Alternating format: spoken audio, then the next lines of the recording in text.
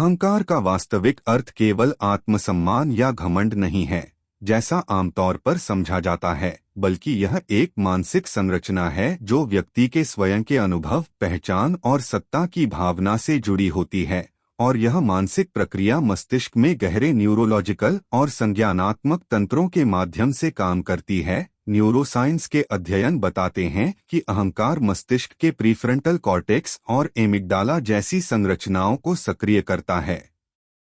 जो निर्णय, भावनात्मक नियंत्रण और सामाजिक व्यवहार को प्रभावित करती हैं। और जब यह संतुलन से बाहर होता है तो व्यक्ति की निर्णय क्षमता, तर्क और मानसिक स्पष्टता पर गंभीर प्रभाव पड़ता है। पुराणों और उपनिषदों में अहंकार को बुद्धि का सबसे बड़ा शत्रु कहा गया है, क्योंकि यह व्यक्ति को वास्तविकता की पहचान करने से रोकता है, उसके ज्ञान के ग्रहण और विश्लेषण की क्षमता को बाधित करता है। और मनोवैज्ञानिक दृष्टि से यह कॉग्निटिव बायस, ओवर कॉन्फिडेंस और सिलेक्टिव परसेप्शन को जन्म देता है, जिससे व्यक्ति केवल अपने दृष्टिकोण को सही मानता है और तथ्यों या परामर्श को स्वीकार करने में असमर्थ होता है। इसके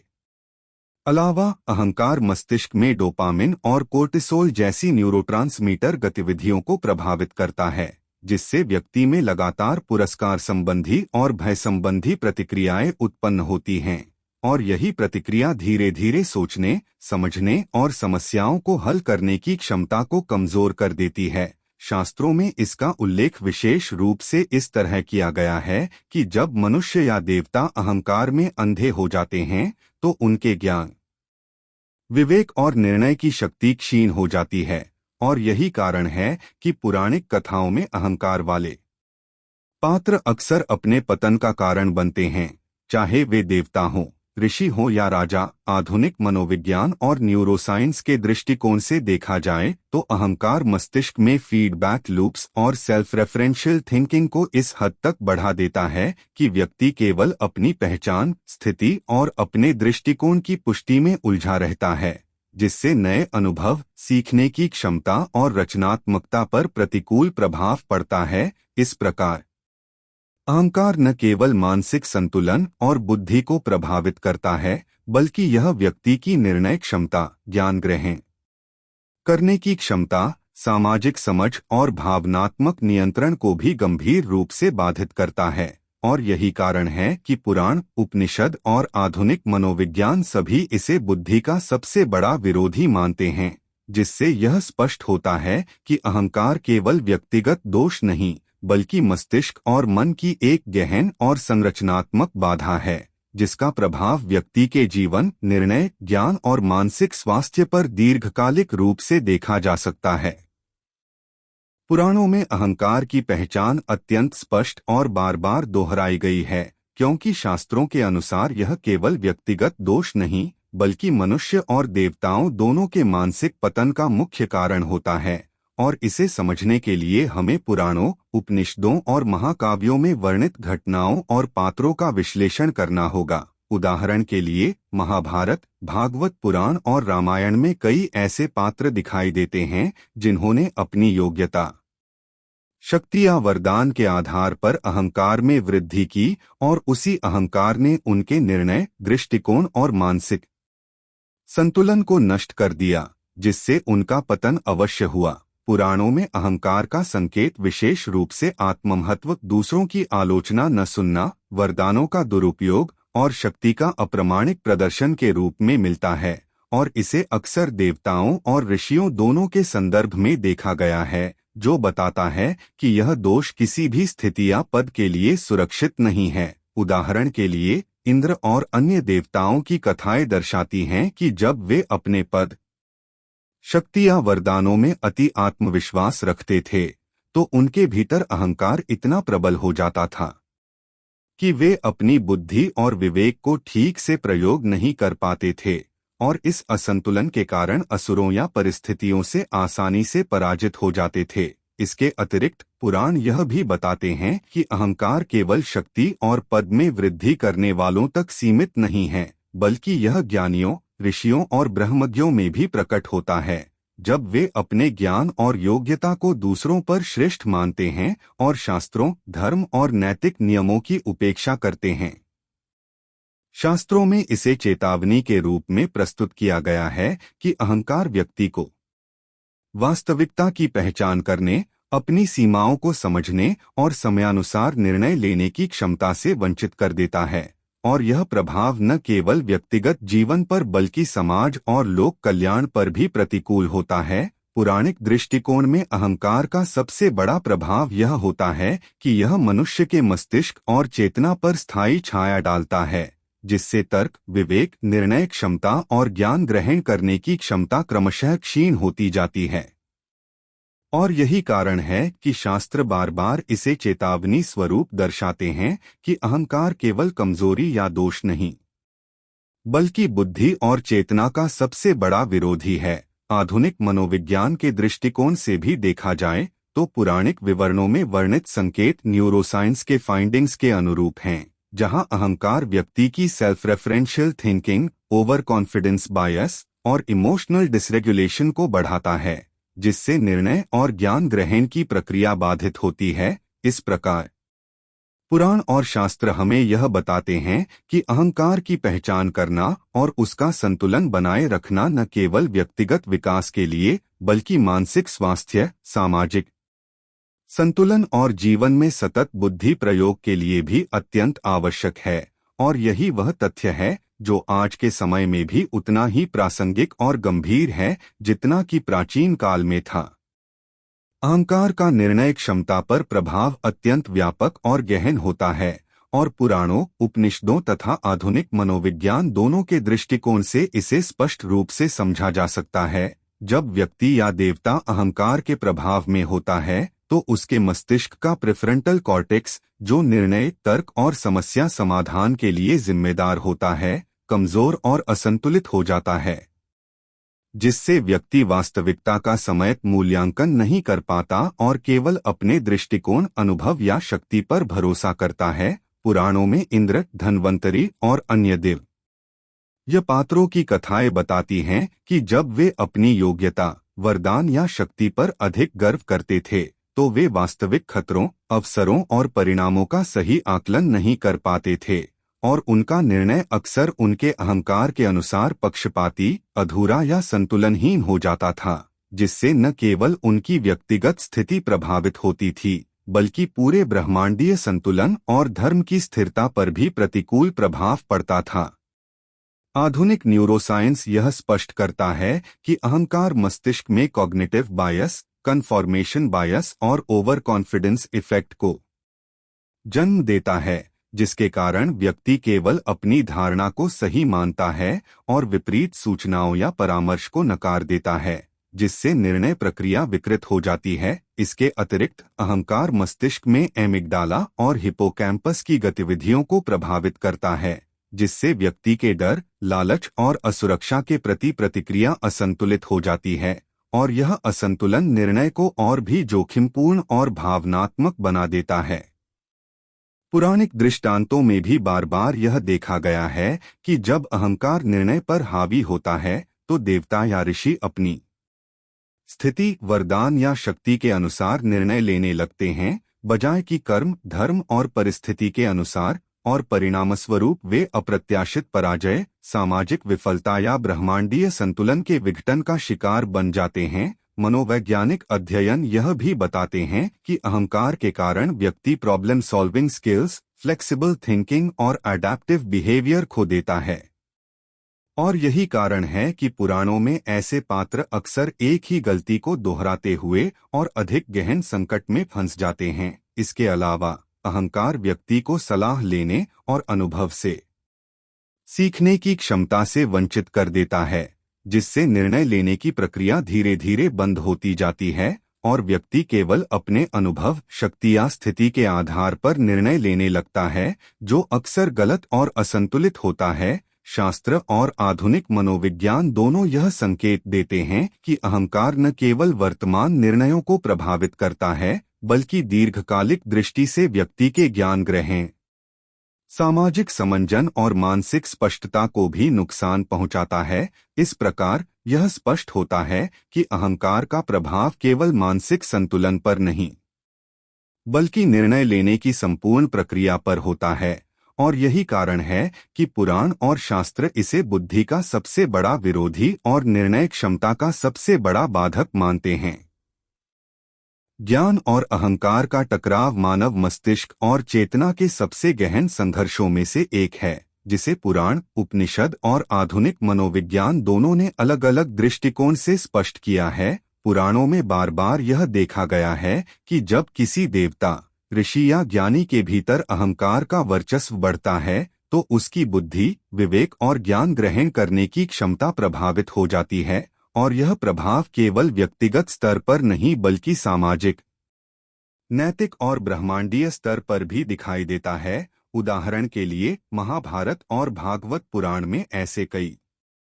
पात्र हैं जिनके पास अपार ज्ञान और शक्ति थी, फिर भी उनका अहंकार उनके निर्णय और समझ के सामने सबसे बड़ी बाधा बन गया, जिससे वे अपने ज्ञान का उपयोग सही तरीके से नहीं कर पाए और कई बार स्वयं अपने ज्ञान के दुरुपयोग से संकट में फंस गए। आधुनिक मनोविज्ञान के अनुसार जब अहंकार सक्रिय होता है तो मस्तिष्क में prefrontal cortex, anterior cingulate cortex और अमेगडला जैसी संरचनाओं का संतुलन बिगड़ जाता है और व्यक्ति अपनी सोच, निर्णय और विश्लेषण क्षमता को सीमित कर देता है। कॉग्निटिव न्यूरोसाइंस स्टडीज बताते हैं कि अहंकार ओवर कॉन्फिडेंस, कन्फॉर्मेशन बायस और सिलेक्टिव परसेप्शन को जन्म देता है, जिससे व्यक्ति केवल अपने दृष्टिकोण, अनुभव और उपलब्ध ज्ञान को ही सही मानता है और नए तथ्यों, सुझावों या विरोधाभासी विचारों को ग्रहण नहीं कर पाता, जिससे वास्तविक बुद्धि का विकास रुक जाता है। पुराणिक दृष्टांतों में यह भी देखा गया है कि ज्ञान और अहंकार के टकराव से न केवल मानसिक और भावनात्मक संतुलन बिगड़ता है, बल्कि यह व्यक्ति के नैतिक निर्णयों, सामाजिक संबंधों और धर्म की स्थिरता को भी प्रभावित करता है। उदाहरण के लिए जब देवताओं ने अपने वरदानों और शक्ति पर गर्व किया तो उन्होंने अपनी बुद्धि को कार्य में लाने के बजाय अहंकार के आधार पर निर्णय लिया और परिणामस्वरूप उनके वरदान या शक्ति स्वयं उनके लिए संकट बन गए। शास्त्रों में इसे चेतावनी स्वरूप प्रस्तुत किया गया है कि ज्ञान तभी सार्थक है जब अहंकार उससे ऊपर न हो, और अहंकार जब ज्ञान पर हावी होता है तो यह व्यक्ति को सीखने, समझने और रचनात्मक रूप से सोचने से वंचित कर देता है,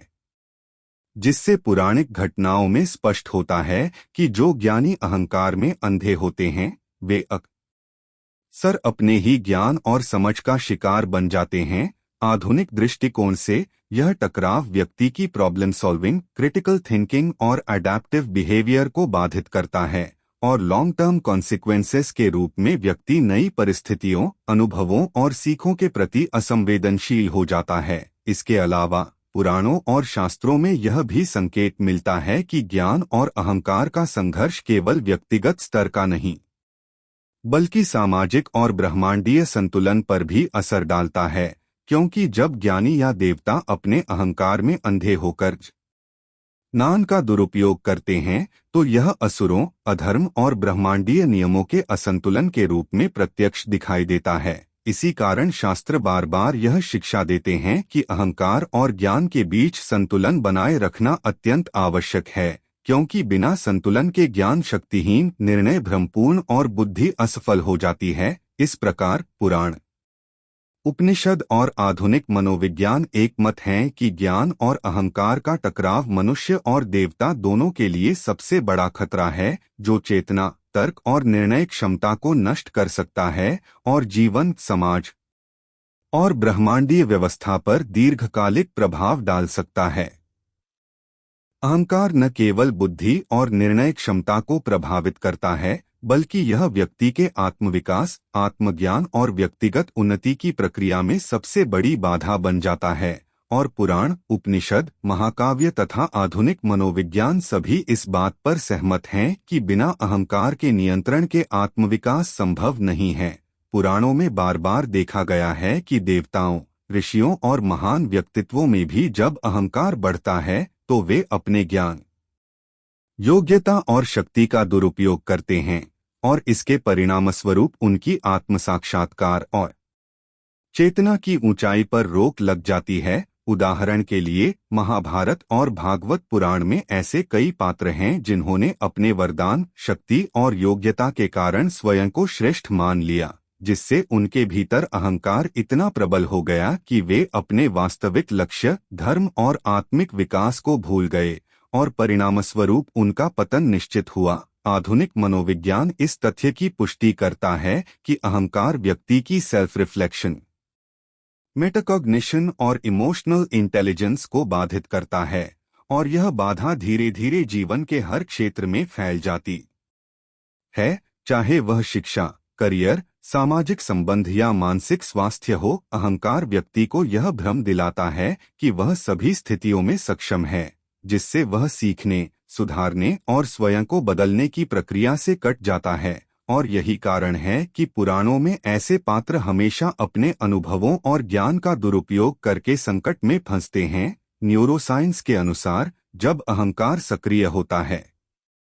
तो मस्तिष्क में डोपामाइन रिवॉर्ड पाथवेज और स्ट्रेस रिलेटेड सर्किट्स अत्यधिक सक्रिय हो जाते हैं, जिससे व्यक्ति के निर्णय भावुक और अपनी उपलब्धियों के प्रति आत्ममुग्ध हो जाते हैं। और इसका दीर्घकालिक प्रभाव यह होता है कि आत्म साक्षात्कार और व्यक्तिगत विकास की प्रक्रिया धीमी या ठप हो जाती है। पुराणिक दृष्टिकोण से यह विशेष रूप से यह स्पष्ट किया गया है कि अहंकार आत्मविकास की सबसे बड़ी बाधा है, क्योंकि यह व्यक्ति को अपने दोषों, कमजोरियों और सीमाओं की पहचान करने से रोकता है।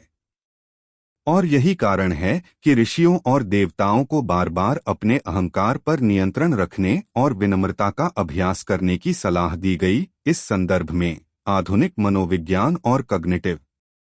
बिहेवियरल स्टडीज यह पुष्टि करते हैं कि अहंकार व्यक्ति के सीखने की क्षमता, आत्मविश्लेषण, लक्ष्य निर्धारण और अडैप्टिव बिहेवियर को बाधित करता है, जिससे वह जीवन में स्थायी प्रगति नहीं कर पाता। इसके अलावा अहंकार का यह प्रभाव केवल व्यक्तिगत जीवन तक सीमित नहीं रहता, बल्कि यह सामाजिक और सामूहिक स्तर पर भी दिखाई देता है, क्योंकि अहंकारी व्यक्ति अपनी गलतियों से सीखने के बजाय दूसरों को दोषी मानता है,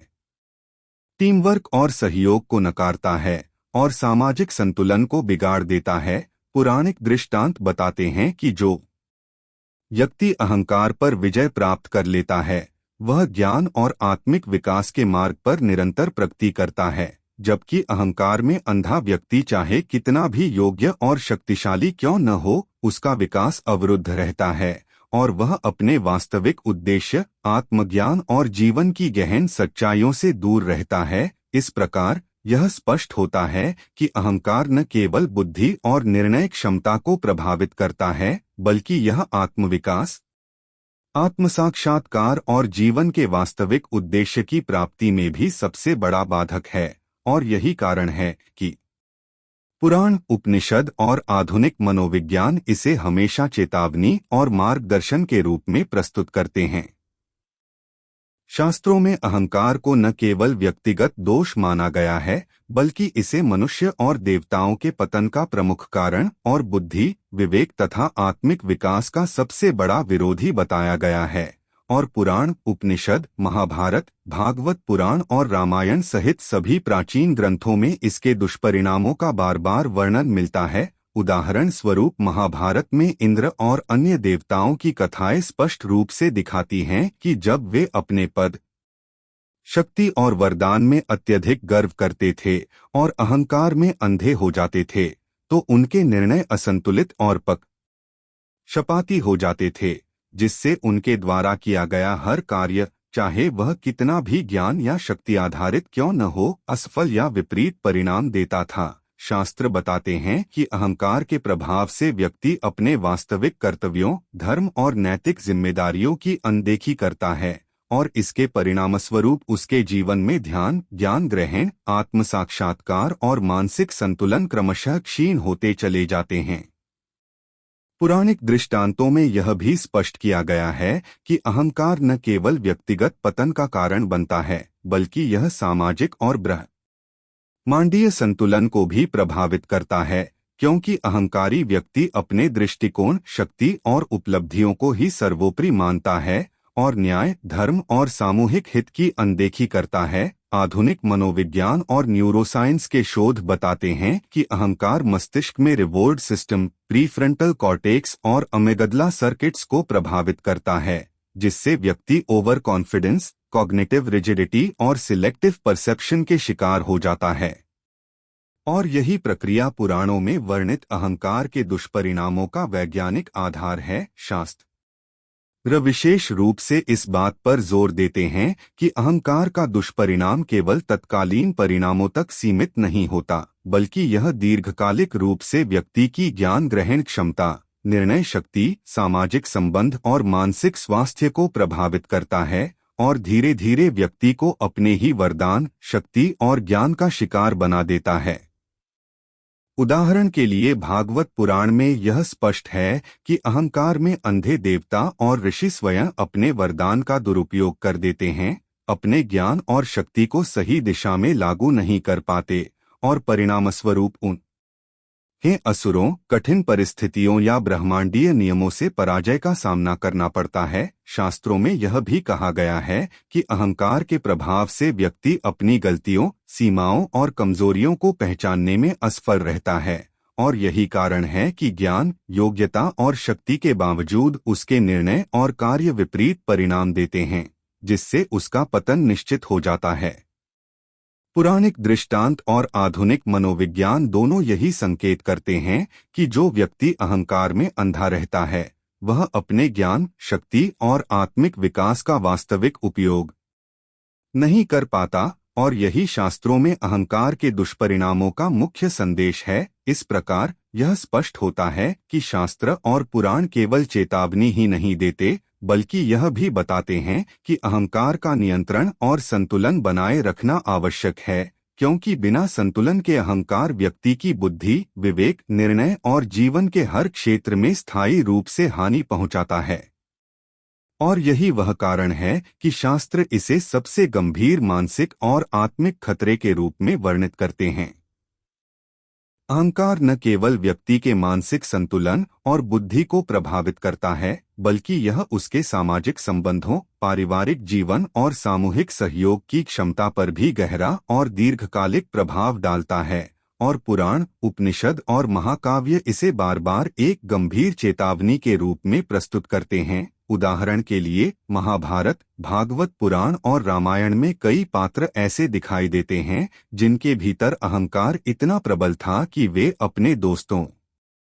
परिवार या सहयोगियों की बातों को नजरअंदाज करते थे, उनके दृष्टिकोण को अपमानजनक मानते थे और केवल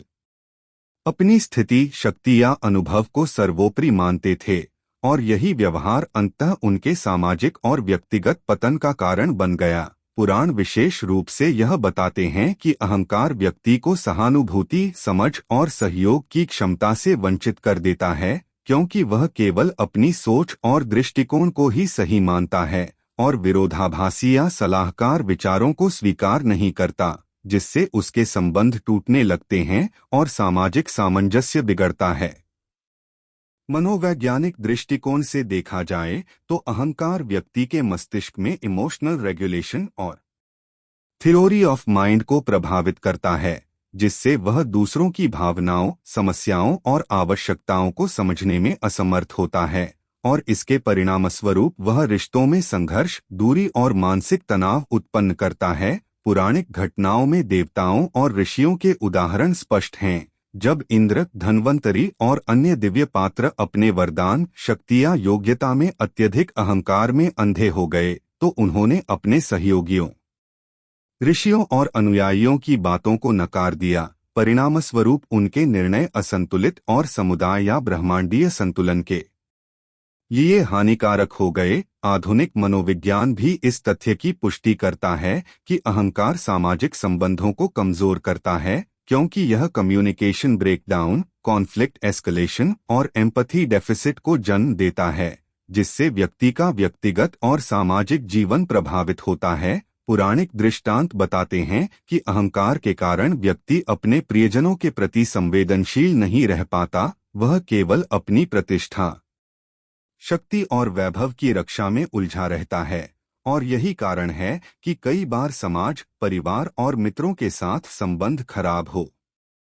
जाते हैं और व्यक्ति अकेलापन और मानसिक असंतोष का शिकार बन जाता है। शास्त्रों में बार बार यह चेतावनी दी गई है कि अहंकार न केवल व्यक्ति के व्यक्तिगत विकास और आत्म साक्षात्कार को प्रभावित करता है, बल्कि यह उसके सामाजिक जिम्मेदारी, सहयोग और सामूहिक कल्याण के लिए भी गंभीर खतरा है। और यही कारण है कि देवताओं और ऋषियों को अहंकार पर नियंत्रण रखने और विनम्रता,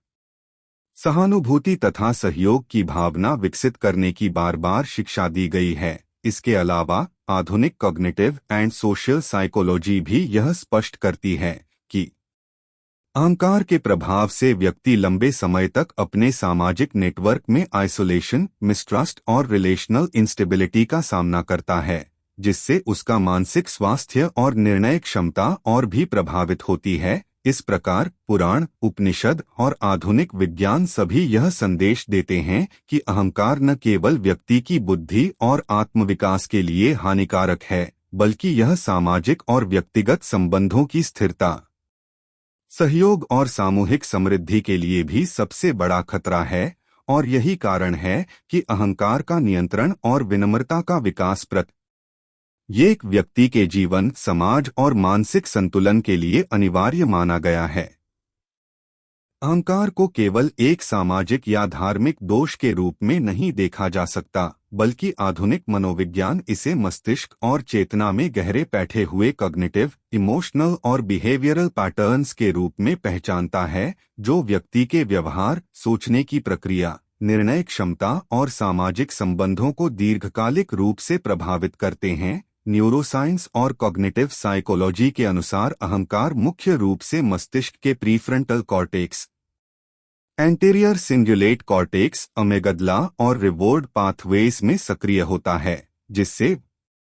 व्यक्ति का over confidence, self referential thinking, selective perception और कन्फॉर्मेशन बायस अत्यधिक बढ़ जाता है। और यही मानसिक तंत्र वह आधार है जिस पर पुराणों में वर्णित अहंकार के दुष्परिणाम आधारित हैं। अध्ययन बताते हैं कि जब व्यक्ति का अहंकार प्रबल होता है तो उसका मस्तिष्क नए विचारों, अनुभवों और सुझावों को ग्रहण नहीं कर पाता और वह केवल अपनी सोच और दृष्टिकोण को सही मानता है, जिससे सीखने की क्षमता,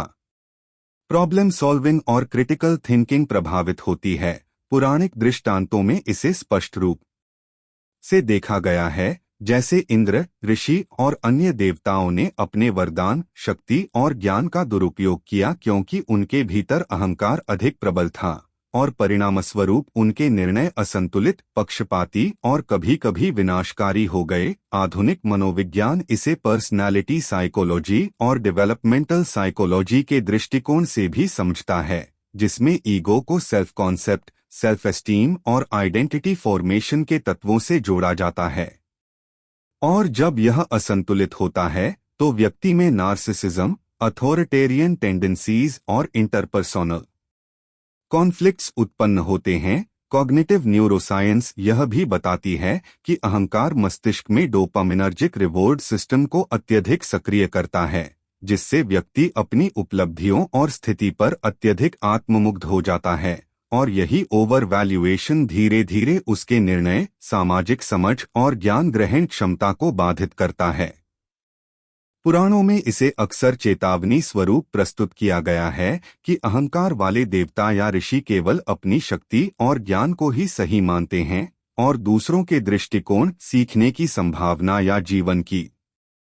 वास्तविकताओं को नकार देते हैं, जिससे उनके पतन का मार्ग निश्चित हो जाता है। शास्त्रों और आधुनिक मनोविज्ञान दोनों यह संकेत देते हैं कि अहंकार व्यक्ति के emotional regulation, adaptive behaviour, resilience और सोशल कॉग्निशन को प्रभावित करता है और इसके प्रभाव से व्यक्ति लंबी अवधि में न केवल अपनी मानसिक स्पष्टता और निर्णय क्षमता खो देता है, बल्कि अपने सामाजिक संबंधों, व्यक्तिगत विकास और आत्मिक उन्नति में भी बाधा उत्पन्न करता है। कॉग्निटिव बिहेवियरल थेरेपी (CBT) और माइंडफुलनेस बेस्ड स्टडीज ने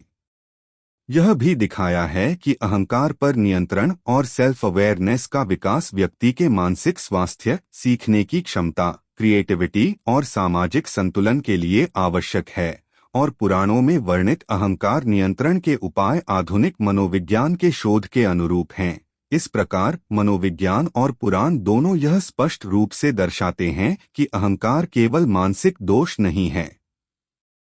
बल्कि यह मस्तिष्क और चेतना की सुनियोजित संरचना को प्रभावित करने वाला एक शक्तिशाली और गहरा कारक है, जो व्यक्ति के ज्ञान ग्रहण, निर्णय क्षमता, आत्मिक विकास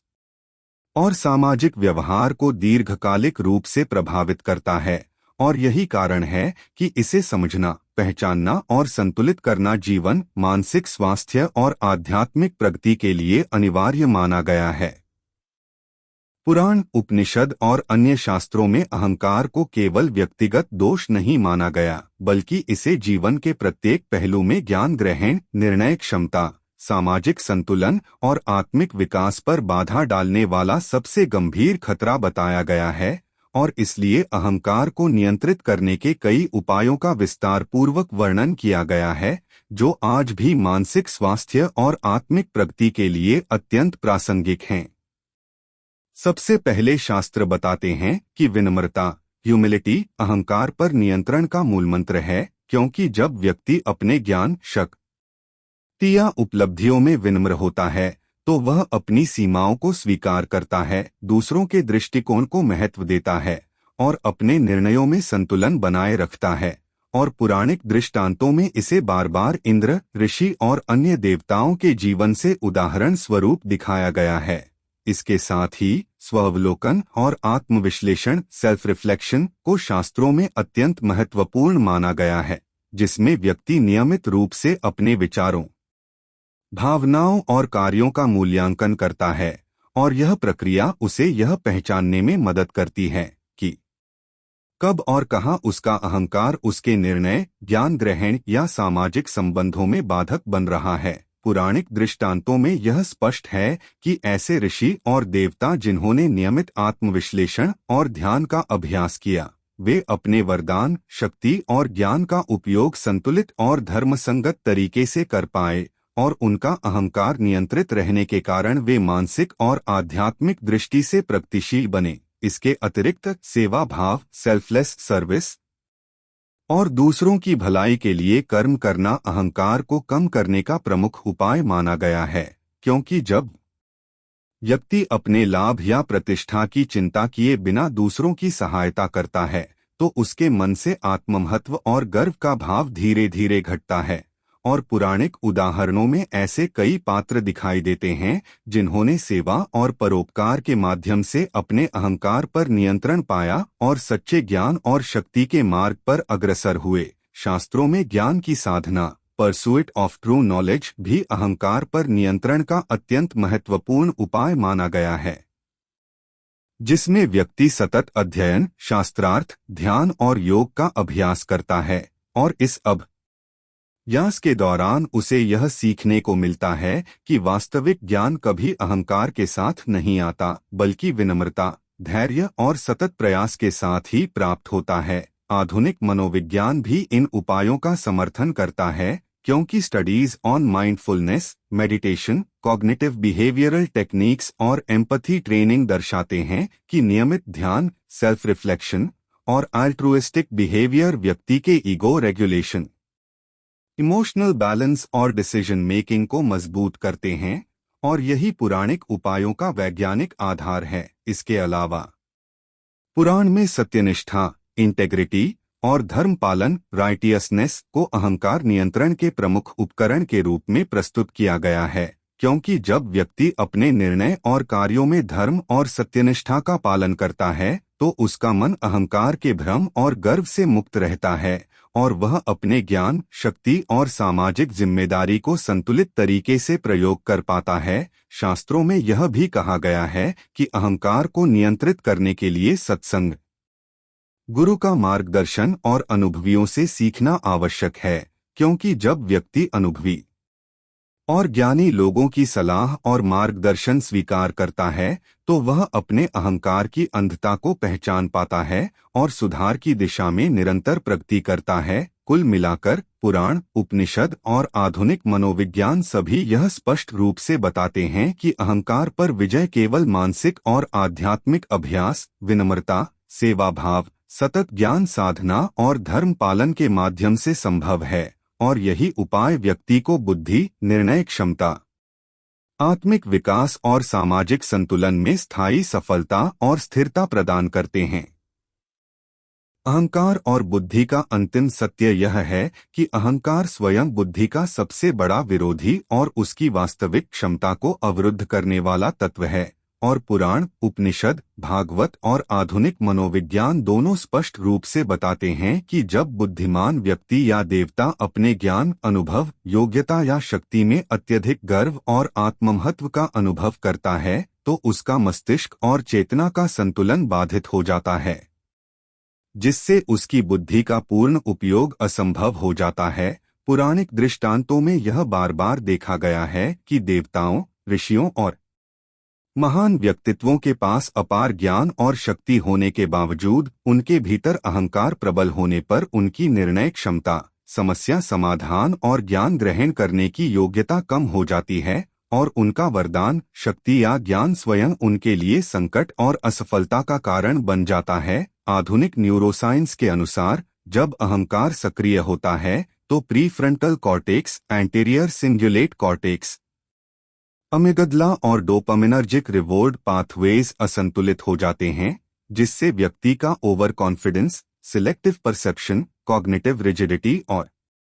सेल्फ रेफरेंशियल थिंकिंग बढ़ जाता है। और यही तंत्र वह कारण है जिससे बुद्धि और विवेक का वास्तविक कार्य बाधित होता है। पुराण और शास्त्र इस बात पर बार बार जोर देते हैं कि बुद्धि केवल ज्ञान प्राप्त करने या समस्याओं का समाधान करने की क्षमता नहीं है, बल्कि यह संतुलन, आत्मजागरूकता, धैर्य और विनम्रता के साथ काम करने पर ही पूर्ण और स्थायी प्रभाव डालती है। और जब अहंकार इसमें हस्तक्षेप करता है तो व्यक्ति या देवता अपने ज्ञान,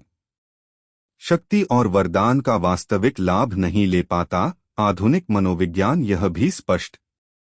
करता है कि अहंकार व्यक्ति के learning capacity, critical thinking, adaptive reasoning और इमोशनल इंटेलिजेंस को प्रभावित करता है, जिससे वह ज्ञान का दुरुपयोग करता है, गलत निर्णय लेता है और सामाजिक, नैतिक तथा व्यक्तिगत दृष्टि से असफल हो जाता है। पुराणों में इसे प्रतीकात्मक रूप से इस प्रकार दर्शाया गया है कि जो देवता या ऋषि अपने वरदान, शक्ति और ज्ञान में अहंकार के प्रभाव में अंधे होते हैं,